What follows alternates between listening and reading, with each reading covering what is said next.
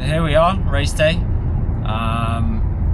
It's been a past 24 hours. I had plans to make videos about picking up bibs and going to the scenic world and checking in and all that kind of stuff, but I woke up yesterday and I had the worst headache, and I thought I can't be bothered with any of this.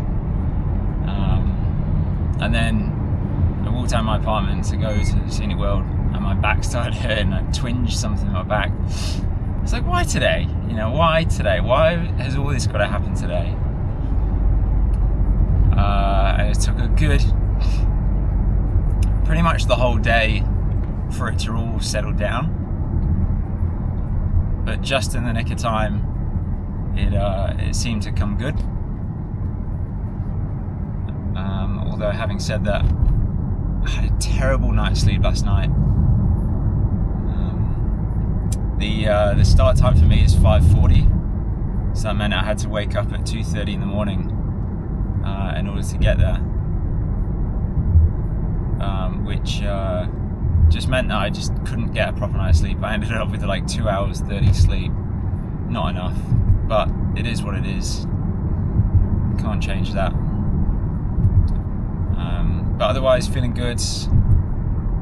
Feeling ready. Stomach is pretty good. It's always hard to tell with race day nerves. It's never quite its normal self. So yeah, hour and a half drive to Scenic World. Hopefully find some parking, and then we'll get this underway. There you go. Green 100.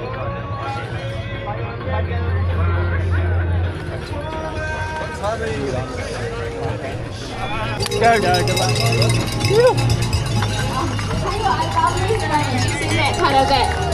Smile เลย keep nose เลย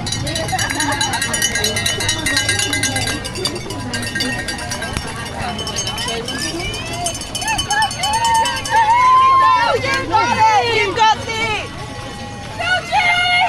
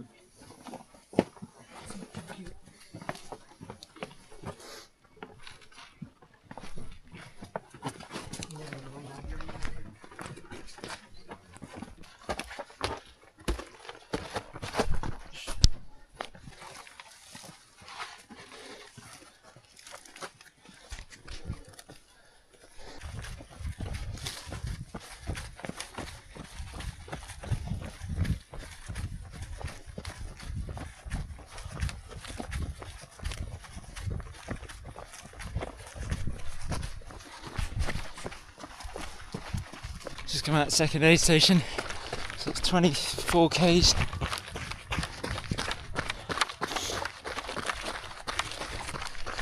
Lovely volunteers as always. I refilled some water, some carbs, and it's back to it. I think I'm making good time. 3 hours in. Just got to try and hold this pace, do what we can. Absolutely beautiful.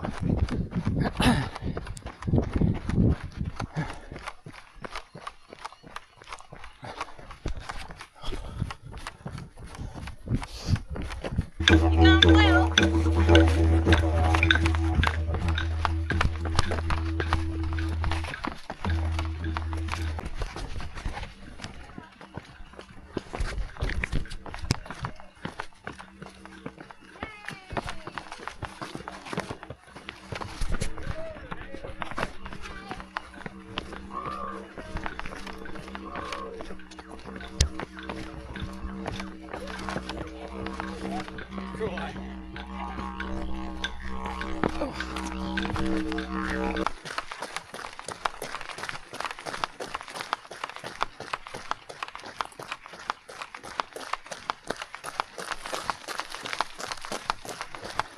About 37 k's in, 1k to the next checkpoint. Honestly, that was a very tough section. Some very steep climbs, long climbs. Got very tired, but I feel like I've started to come good a little bit. Hopefully that continues on, and we've got to prepare for the next big elevation.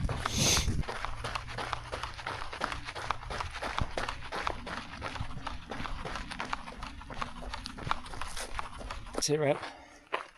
This fucking sucks. I was told there'd be good patches and bad patches. I've had a lot of fucking bad patches up until now. No, that's not true. The last 20 k's have been tough. Hopefully a good patch comes soon. But have a look at this.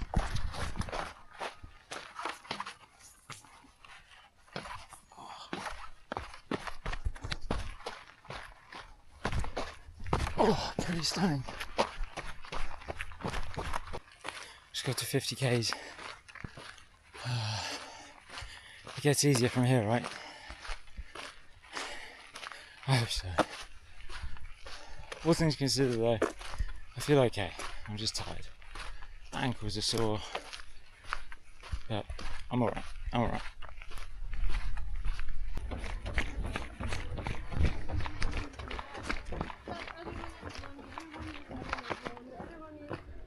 Completely different. Doesn't care. You don't care. I don't know, just what I feel like.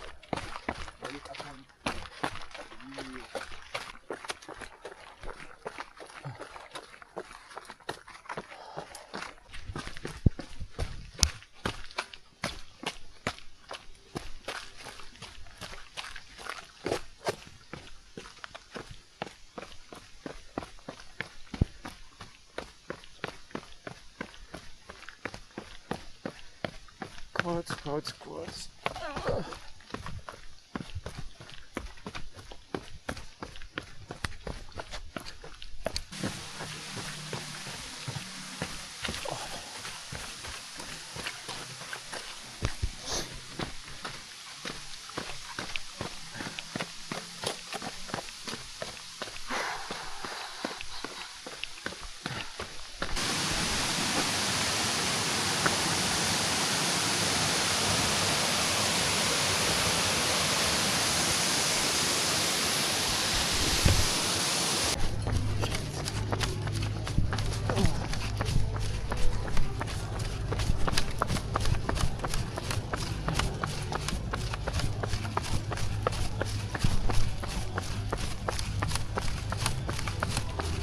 Although I didn't get it on film, we did actually cross the line at UTA.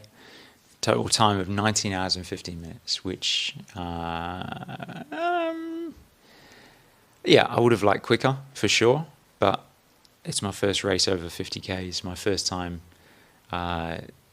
doing a race of this sort of caliber, and I feel like I did okay.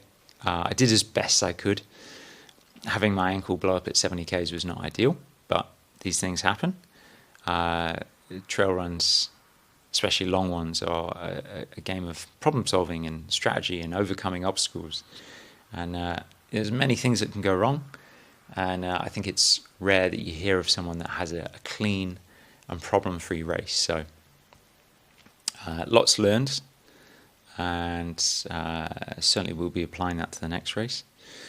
In terms of how the day went, I had a great time until 30Ks. Then came the first proper challenge, which was going up Iron Pot Ridge, which was a really steep climb, literally climbing over rocks. And then looking around, I saw everybody had poles, and I didn't. And I thought, I might be in danger here. These people know something I don't. And but to be fair, the legs held up. They didn't sort of. It didn't mean that my lower back blew up, which I thought it might. Everything was pretty good. I think it just meant that I was a bit more fatigued than those people with poles. Coming down from Iron Pot Ridge was a very steep descent, very hard on the quads, very hard on the ankles. And then had a good patch, got back to a good pace.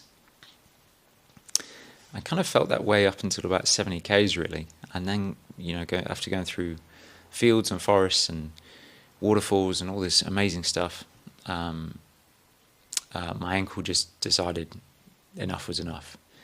The muscle that flexes your foot upwards towards you just got so inflamed and stayed that way for the remainder of the race. It was not bad enough that it was constant pain, but every time that I ran for more than, say, 200 meters, it would get inflamed and it would just get worse and worse. And I didn't want to push it to the point where I wouldn't be able to walk. So I would run, shuffle, walk for as long as I could, and then the pain would get intense, and then I'd have to rest it and then go again. And that was pretty much for 30Ks, maybe 25, 30Ks, and especially from the second to last aid station at 79. It was dark, it was getting cold. That was a real low point in the race. It was a constant descent that I knew I should have been running. I would have made some good time if I had been running, but my ankle was just even worse on that descent, because on the descent your ankle is flexed downwards, it's extended, and that means that the muscle is extended, so it's just going to get more and more inflamed. And that was certainly the case, and I couldn't get any speed going down the hill, and I just ended up walking, and it was just doing my head in that everyone was passing me and they were making good time, and I was just trundling along. But and then I also realised, if this is the case and I can't run, I'm going to be out here for hours. I'm not going to make it. I'm not going to make the finish line before midnight, and that was a real mental battle on the course. And it just seemed like this fire trail was going on and on and on forever. And I think it took to about 90Ks until we started to climb back up from the bottom of the valley, which was again on fire trails, massive long ascents that just went on forever and ever. But I was quite happy to be on them, because it meant that my ankle was now in the flexed upward position constantly, which meant it didn't hurt. So that was fine. So we were all just chipping away, working our way up these hills, but also dreading the further steps. But I think because I'd built up such an anticipation in my head about what the further steps would be like, they didn't actually seem too bad. Because you go up a flight of steps, and then it would be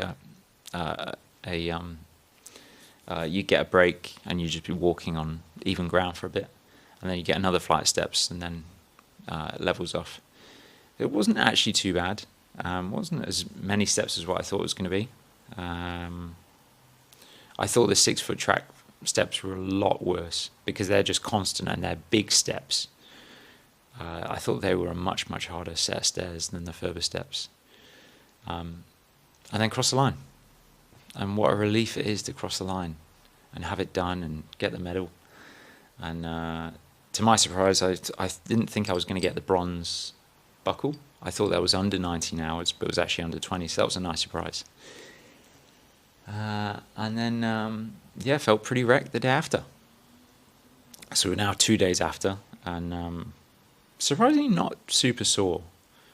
Definitely pretty stiff when I woke up this morning, but not horrendous. And initially I thought, there's no way I'm doing one of these races ever again, no way. But now that a day has passed, yeah, I'm pretty keen to give another one a go, which is good because I've already got one booked, but more on that another time. For now, get back to getting this body in tip-top shape, let everything recover, and then get back out there. So I will see you in another video. Thanks for watching.